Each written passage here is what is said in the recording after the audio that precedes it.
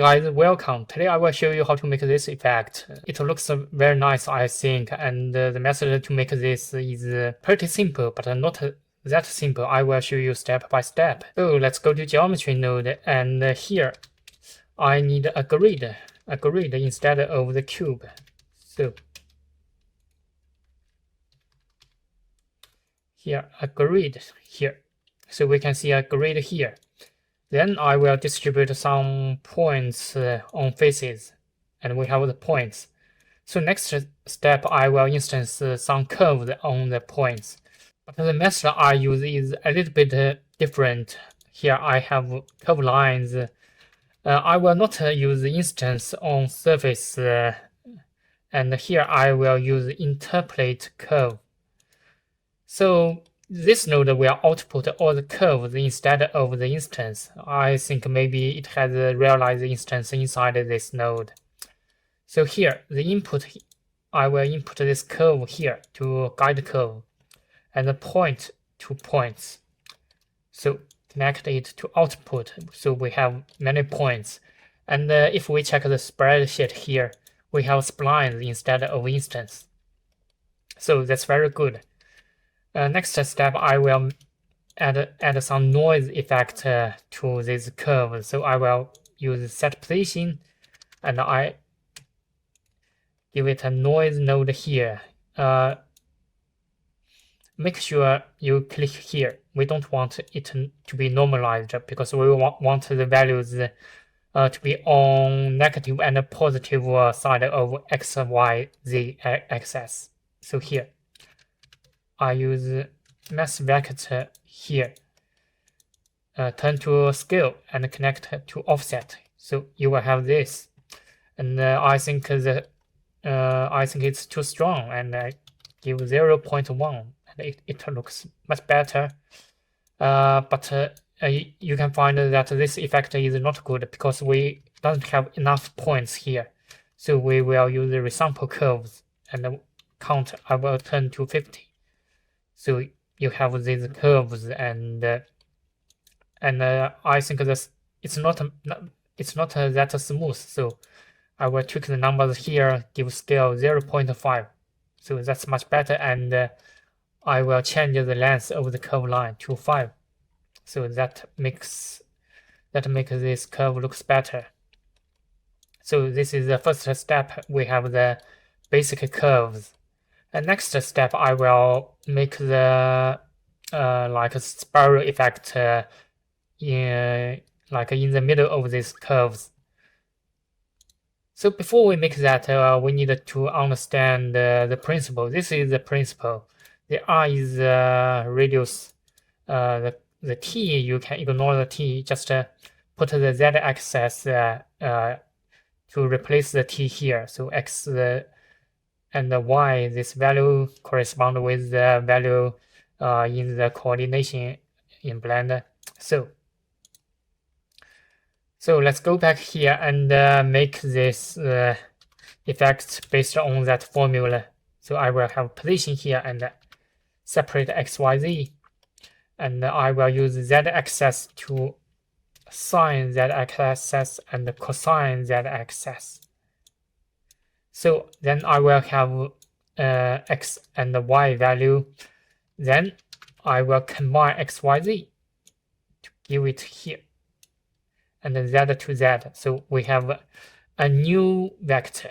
Here I connected to position. You can see all of a sudden all the curves like disappeared. That's not what we want. This time we will connect it to offset. So you will see.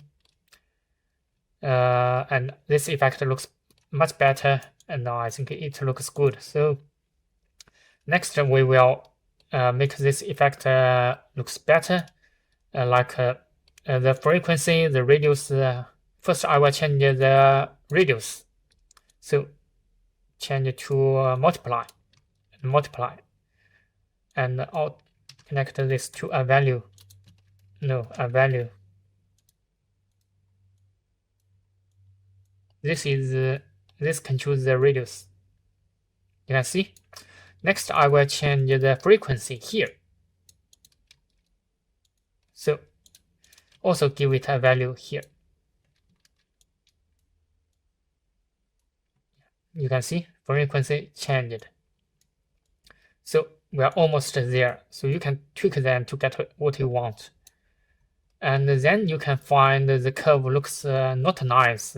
You see these edges. We don't want these edges. So we will set spline type here. Turn it to nerves. So it looks smooth. So here I only want the like spiral effect in the middle. So here I will use proximity, geometry proximity, and I use a mass vector. Turn it to scale. Put it here. So we will use scale to make a. So we will use the scale to control the effect. Here, geometry proximity turn to point. Here I use a point to control the range. So connect a point here, and output distance. So map this distance first, 0 to 1 to 1 to 0, because we want it to be affect much more when it get closer. So here you can see here, because the point is in the origin position, so it's affected like this. So if we change the z-axis, you can see. So here, yeah, in the middle. And then you can tweak this effect by like float curve here. You can tweak this. You can tweak this as you want. You can make anything here, or you can use ramp. Just it depends on what you want. They're the same, I think. Yeah, you can see. Turn it to black. So you can also tweak that with the ramp. Here I use the float curve. So next step, we will make the animation. This is the basic structure. So to make the animation, I will use the train node. Where is the train node? Here. So you can see I use the first mode, the effect mode. You can see if you tweak the end, you can see this animation. If you tweak this start, you can see this animation. So to make the animation, I will use the scene time, because scene time will increase automatically. I use seconds, so you can see. So it will increase like this. So then I just add more effect, use mass node. Like I will add a random here. A random here. So let's play. So you can see the random effect. Then I think maybe I want it to like grow from the first frame. You can see the first frame, it already has some structure. I don't want that. So here I use subtract to subtract 1. So there will be negative values. If it has negative values, there will be nothing here. So if I press play, it will have a for loop here. So next I will use this structure to make the loop animation. So here I need a node to make the loop animation. So here I use this float module. So here we have many like loop node here. So you can try others. Here I use this one. So the first here there is a default value 1. So we can try 1. You can see 1. This value is not good because you can see the grow. It didn't grow from the start. So if I turn to 2, this animation looks much better. It will have a for loop. So next we will tweak the start value because it's always 0. We don't want that. If the factor turn to like 1.5, we want 1 turn to 0.5 like that. It will like change by itself. So by making this, I use this default structure here. And I know there is a gap between start and end, and the value is 1. So here I use subtract. I will subtract here. So I turn this value to 2. So the gap between them is 1. And if I connect it to start, you can see there is a for loop. If I copy the float module here, the problem comes from here, comes from the start, because the loop is from 0 to 2. If the value is like 1.5, it's bigger than 1, so there will be problem. I want to make it like if it's bigger than 1, it will switch to 0. So here, to solve this problem, I use a switch node, turn to float, and I will use compare to make the condition. So here, if it's bigger than 1, I want this to switch to 0. So the first value connect to here. If it's smaller than 0, we accept the values from here and connect to start. So let's check what happened.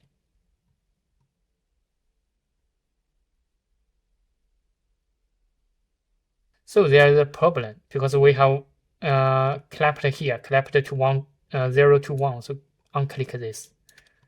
So let's see this animation. It's much more smoother. So that's really good. So I can tweak the random value here to make a better animation. So you can see more random. You can tweak them, and if you think the animation is too fast, you can add a multiply here to decrease the speed. So this looks much better, I think. So after that, we need to turn this to mesh. So we use curve to tube here. Curve to tube here. So this is not good. So as normally, we will use the spline parameter here. And we will use the factor connected to scale. And I use float curve here.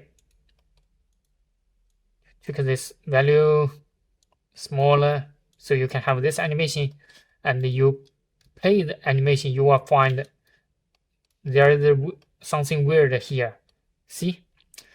So to solve this problem, we can use another parameter here, use length. If the length is very small, and the shape will be small. So to make this happen, I use math node here and turn to multiply, and just multiply the length. So here you can see the length like it's too big, so you can tweak it like 0.1, maybe 0.2. So you can see. So yeah, and this animation is much smoother and it looks nice. So the last step is to set the material here.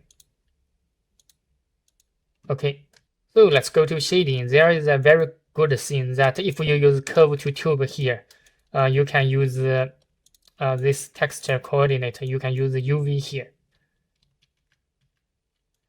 Okay, let's use UV, and let's use noise to prove what I said. So connect color to factor. No, not color, just a factor to that. And connect that, we have the noise.